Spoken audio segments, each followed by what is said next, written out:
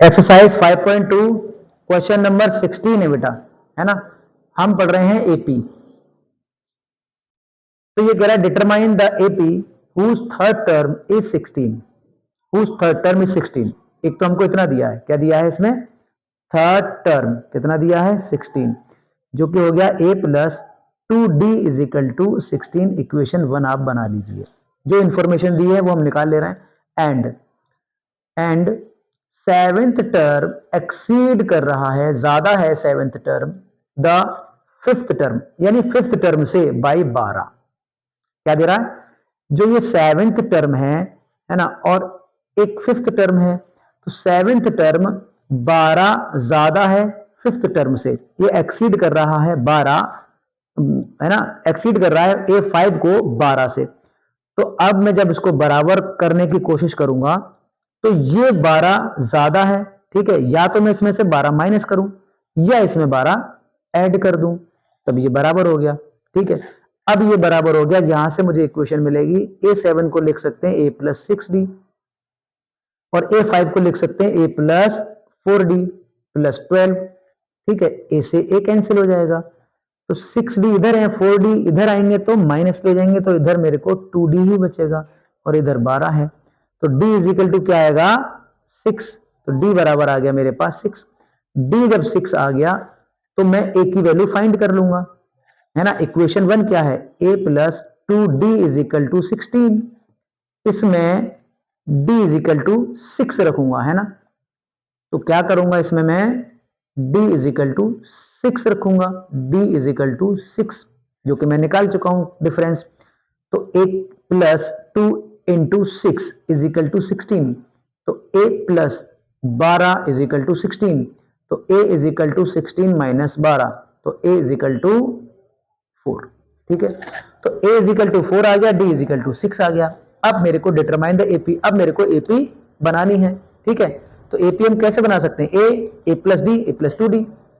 इसके 3 टर्म निकाल देंगे तो हम AP फाइंड कर लेंगे। देखो AP का पहला टर्म होता है A, दूसरा होता है A प्लस D, है ना, तीसरा टर्म होता है A प्लस 2D। अगर ये 3 टर्म फाइंड कर लेता हूं तो AP हम आप डिटरमाइन कर लेंगे। तो पहला टर्म तो हमारे पास क्या है, पहला टर्म तो A इज इक्वल टू 4 ही आया, है ना। अब A प्लस 4D निकालेंगे, A प्लस 4D, वो sorry A plus D second term, तो क्या निकलेगा 4 प्लस डी कितना है 6 इज इक्वल टू 10, ठीक है ना। पहला टर्म ये रहा, सेकंड ये रहा।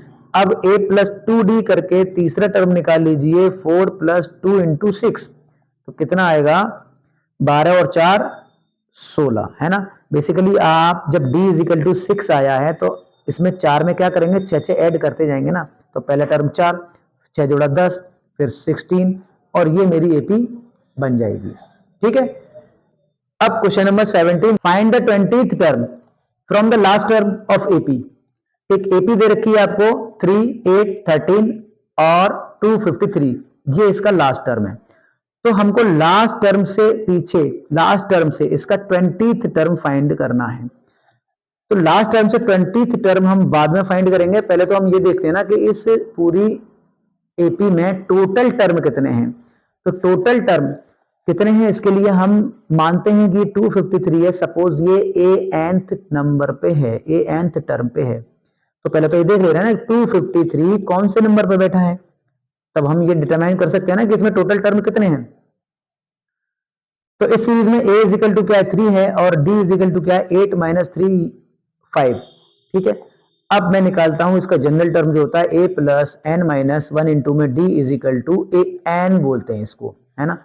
और A इज इक्वल टू क्या है इसमें 3 प्लस एन माइनस 1 इंटू में D क्या है मेरे पास 5 is equal to a nth term 253। यहां से n की वैल्यू आएगी, इससे हमें पता चलेगा कि इस सीरीज में टोटल टर्म कितने हैं। तो ये आएगा 3 plus 5n minus 5 is equal to 253।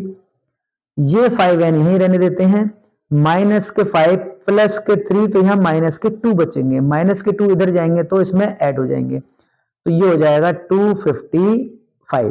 तो n इज इक्वल टू क्या आएगा 255 अपॉन 5, तो n इज इक्वल टू आएगा 51, n इज इक्वल टू 51। मतलब इस सीरीज में इस एपी में टोटल टर्म कितने हैं 51, टोटल टर्म कितने हैं बेटा 51, ठीक है। अब अगर मैं 51, अगर मैं लास्ट, मान लो ये पहला टर्म, ये दूसरा है, ये तीसरा है, ऐसे करते करते 51 टर्म है, ठीक है। अब मैं इधर से निकाल रहा हूं 20th टर्म इधर से, तो आप ये बताइए 51 टर्म में जब मैं 20 टर्म यहां से निकाल दूं, मान लो ये जो कोई टर्म आएगा, मान लो यहां जो टर्म आएगा वो 20th टर्म होगा इधर से, ठीक है।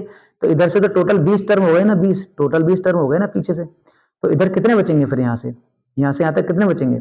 अगर 51 में से मैं 20 माइनस कर दूं तो कितने बचेंगे? ये बचेंगे 31, तो इधर 31 बच रहे हैं, तो 31 के जस्ट अगला नंबर जो होगा वो इधर से 20वां होगा, 31 के जस्ट आगे वाला नंबर जो होगा वो इधर से 20th टर्म होगा। इट मींस मेरे को 32th टर्म निकालना है ना, ऑफ दिस एपी, यानी मुझको इस एपी का 32 टर्म निकालना है, जो कि इधर से बनेगा 20th टर्म बनेगा ना। तो हम ये निकाल लेंगे, देखो हम ये निकालते हैं ए प्लस, क्या निकालना है मेरे को? A32 है ना, जो कि होगा मेरे पास 20th term from the last term, ठीक है। लास्ट टर्म से 20th टर्म जो होगा वो A32 होगा। चलो तो इसको निकालेंगे, A32 A प्लस 31D है ना, यही तो निकालेंगे। तो ये निकालेंगे, A कितना मेरे पास? A इसमें है मेरे पास 3 प्लस 31 इंटू, और D कितना है मेरे पास? D इसमें है मेरे पास 5, ठीक है। तो क्या निकलेगा? 3 प्लस 5 बन जा 5, 5 3 जा 15, तो कितना आ गया जी?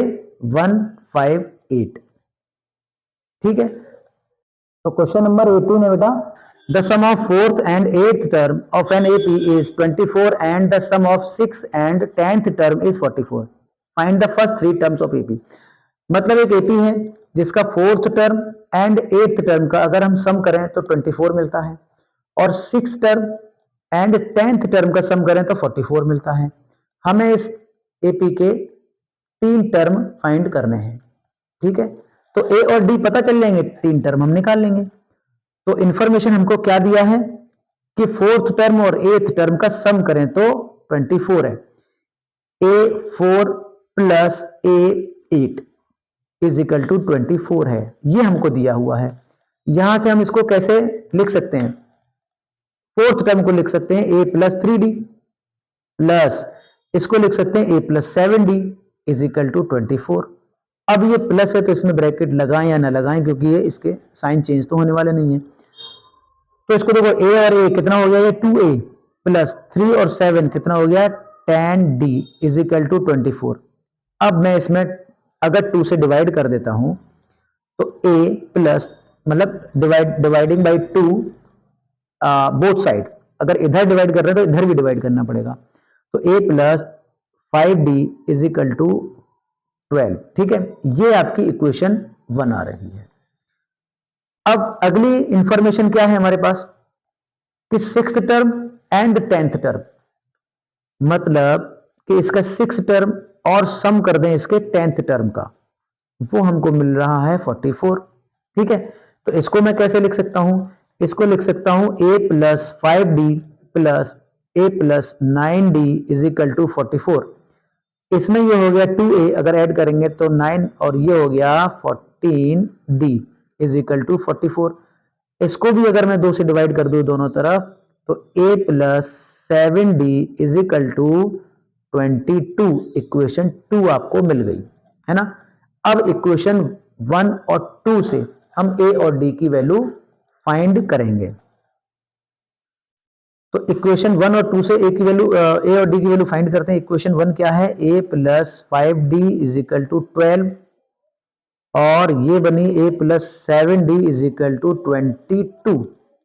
इसको जब मैं सॉल्व करूंगा तो ये सब्ट्रैक्ट करूंगा एक इक्वेशन 1 से इक्वेशन 2 को, तो ये माइनस हो जाएगा, ये माइनस हो जाएगा, ये माइनस हो जाएगा, ये कैंसिल, तो माइनस के 2D बचेंगे, और इधर माइनस के कितने बचेंगे? 10, है ना, तो माइनस से माइनस कैंसिल, तो डी कितना आ जाएगा, 2 इसमें डिवाइड करेगा तो 5, तो डी इज इक्वल टू 5 आ गया।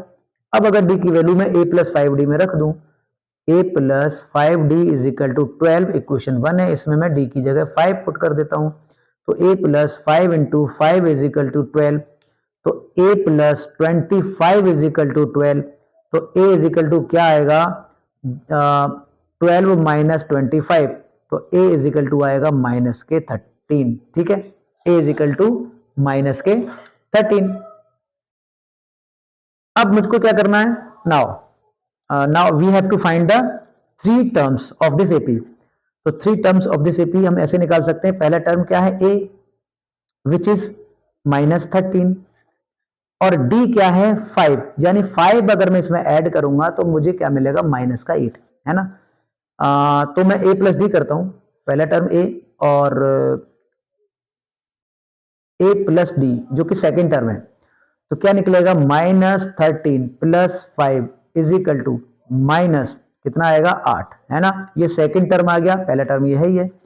एंड में थर्ड टर्म निकालूंगा a प्लस 2d, जो क्या निकलेगा, माइनस 13 प्लस 2 इंटू में 5, क्या निकलेगा बेटा, 5 दूनी 10, अब 10 इधर आएगा माइनस का 3, ठीक है। तो जब मैं 5 ऐड करता जाऊंगा ना, तो ये सीरीज ऐसे मिलती जाएगी, माइनस 13 माइनस 8 माइनस 3, तो माइनस 13 माइनस 8 माइनस 3, है ना। अब मैं इसमें 5 ऐड करूंगा तो ये मुझको मिलेगा 2, फिर मैं 5 ऐड करूंगा तो मुझको मिलेगा 7। हमको 3 टर्म निकालने थे, जो कि हम 3 टर्म निकाल चुके हैं। क्वेश्चन नंबर 18 हमारा खत्म हो चुका है। अब हम पढ़ेंगे बेटा क्वेश्चन नंबर 19। तो क्वेश्चन नंबर 19 है, Subbarao started in 1995 her job eight annual salary 5000। उसने 1995 में एक जॉब स्टार्ट की 5000 रुपए सैलरी एनुअली, और उसने रिसीव किया इंक्रीमेंट 200 रुपए, है ना, ईच ईयर, और हर साल 200 रुपए उसको इंक्रीमेंट मिलता चला गया। तो in which year did his income reach rates 7000, तो कौन से ईयर में उसकी जो इनकम है वो 7000 हो जाएगी। सपोज मैं 1995 से स्टार्ट कर रहा हूं, तो उसको क्या सैलरी मिली थी, 5000, ठीक है। अब नेक्स्ट ईयर उसको कितना हो जाएगा पैसा, 200 ऐड कर रहा है ना, तो ये हो जाएगा 5200, फिर कितना हो जाएगा 5400, तो 200 ऐड कर रहे हैं, इसका मतलब ये डी है, और ये चलती चली जाएगी, है ना, चलती चली जाएगी, ये आएगी 1996 में, ये आएगी 1997 में। फिर हमको लास्ट में कितना मिला सैलरी इनको, 7000 रुपये। तो ये जो है कौन से ईयर में मिलेगा, तो पहले तो हमको ये फाइंड करना है कि इस सीरीज में टोटल टर्म कितने बन रहे हैं, क्योंकि ये एपी है, बिकॉज इसमें जो फर्स्ट टर्म है वो आपका 5000 है ना, और डी इसमें आ रहा है वो 200 आ रहा है, क्योंकि आप 200 सब में ऐड कर रहे हैं। जब मैं इसमें से इसे माइनस करूंगा 200 आएगा, इसमें से इसे माइनस करूंगा 200 आएगा, यही तो एपी होती है। अब हम ये देख लेते हैं कि ये 7000 जो है कौन से टर्म पे आएगा, तो कौन से टर्म पे आएगा, यहाँ से हम ईयर कैलकुलेट कर लेंगे, ठीक है ना। तो सपोज मैं कह रहा हूँ कि ये nth टर्म पे आता है, nth टर्म पे आता है, तो मेरा general formula a plus n minus 1 into में d is equal to a n, है ना। a क्या है इसमें 5000 है इस सीरीज का, प्लस n माइनस 1 इंटू, और d क्या है इसमें 200 है, इज इक्वल टू ये मेरे को दे रखा है 7000, ठीक है। अब यहाँ से हम कैसे करेंगे, 5000 प्लस 200 का मल्टीप्लाई n में होगा, माइनस 200 इज इक्वल टू 7000, ठीक है। ये 200 मेरे ये बचेगा 200n, है ना।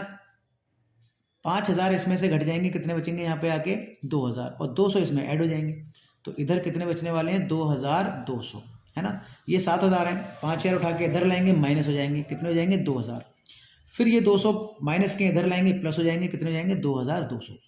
तो n इज इक्वल टू क्या आएगा 2200 बटे में 200, 2 0 से 2 0 कैंसिल, और 2 से 11 बार ये कट गया, तो n इज इक्वल टू मुझे क्या मिला 11, है ना।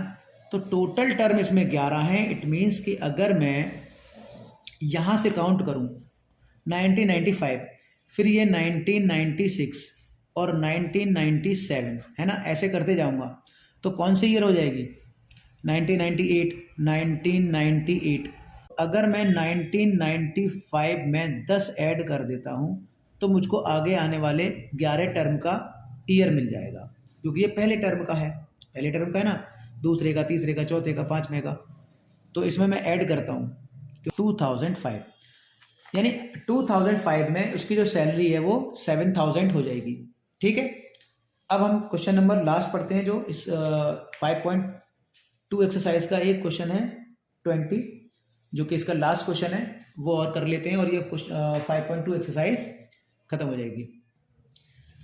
क्वेश्चन नंबर 20 है, Rakhi saved rates 5 in first week of a year and then increased her weekly savings by rates 1.75, यानी कि ₹1.75। If the nth week her weekly saving becomes 20.75 rupees, find the n। मतलब राखी जो है पहले महीने ₹5 सेव करती है, फिर उसके फर्स्ट वीक में ₹5 सेव करती है, फिर नेक्स्ट वीक जो उसकी सेविंग होगी उसमें 1.75 इंक्रीज होता चला जाएगा, है ना। तो ये 1.75 से इंक्रीज होती चली जाएगी। तो ऐसे सेव करेगी तो नेक्स्ट वीक कितना सेव करेगी? सेविंग ऑफ फर्स्ट वीक, तो उसकी जो सेविंग्स है, savings of Rakhi first week में कितनी है? फर्स्ट वीक में ₹5 है। एंड सेकंड वीक में कितनी हो जाएगी? वो 1.75 ऐड करेंगे तो 6.75। और थर्ड वीक में कितनी हो जाएगी? थर्ड वीक में हो जाएगी बेटा, अगर मैं इसमें 1.75 और ऐड कर दूं तो कितनी हो जाएगी? ₹8.5, है ना। और ये इस तरह से हम सेविंग कर रहे हैं। तो लास्ट जो सेविंग है उसकी वो 20.75 है, इतने रुपए की है। तो ये कौन से वीक की होगी? सपोज ये फर्स्ट वीक की, सेकंड वीक की, थर्ड वीक की, ये कौन से वीक की सेविंग होगी? तो आपको ये निकालना है कि ये nth टर्म है ना। ये सपोज फर्स्ट टर्म है, फर्स्ट टर्म फर्स्ट वीक, तो आप n की वैल्यू फाइंड कर लीजिए, वही हमसे पूछा है ना। अगर ये इसकी जो वीकली सेविंग है 20.75 बन जाती है, find the end. If the nth week her weekly saving becomes, ये nth वीक है, nth वीक मतलब इस एपी का nth टर्म है बेसिकली, है ना। तो इस सीरीज में a इज इक्वल टू क्या है? 5 और d इज इक्वल टू क्या है? 1.75। इसमें से इसको घटाएंगे 1.75 बनेगा, क्योंकि ये 1.75 से हर टर्म इसका इंक्रीज हो रहा है, ये d है। ठीक है, अब मेरे को क्या निकालना है? a plus n minus 1 into में d is equal to a n, general term जो मुझे दे रखा है 20.75। तो यहाँ इसको वैल्यू पुट कर देंगे, 5 प्लस n कितना है? n माइनस 1, और d कितना है? 1.75 इज इक्वल टू दे रखा है 20.75। इससे n की वैल्यू फाइंड हो जाएगी। ठीक है, तो 5 प्लस इसका मल्टीप्लाई करेंगे तो 1.75 n minus 1.75 is equal to 20.75। तो यहाँ क्या है बेटा? 1.75 n, ये माइनस है और ये इधर आके प्लस हो जाएगा, ये इधर आके प्लस हो जाएगा ना। तो 20.75 प्लस 1.75 माइनस 5 हो जाएगा। तो 1.75 n क्या बचेगा? जब 20.75 में से 5 घटा देंगे तो ये 15 हो जाएगा। 15.75 प्लस 1.75, तो ये हो गया 1.5, है ना। 15 और 1 16, 17.5। तो 1.75 n इज इक्वल टू आ जाएगा 17.5, है ना। तो n इज इक्वल टू क्या आएगा? 17.5 अपॉन में 1.75। ठीक है, तो n इज इक्वल टू क्या है बेटा? 17.5 है, अपॉन में क्या है? 1.75 है। अब देखो क्या करेंगे, नीचे आके दो आपके नंबर है ना, दो नंबर है, तो ऊपर में 100 का मल्टीप्लाई कर दूं, ये पॉइंट हटेगा। और ऊपर एक नंबर से पहले पॉइंट है तो नीचे में 10 का मल्टीप्लाई कर दूं, ये पॉइंट हट जाएगा, है ना। तो इससे ये कैंसिल हो जाएगा। तो n इज इक्वल टू क्या आएगा? 10 से ये 100 कटेगा 10 टाइम्स, तो n इज इक्वल टू 10। मतलब इसका जो 20.75 रुपीज़ की जो सेविंग्स होगी वो 10th वीक में जाके होगी।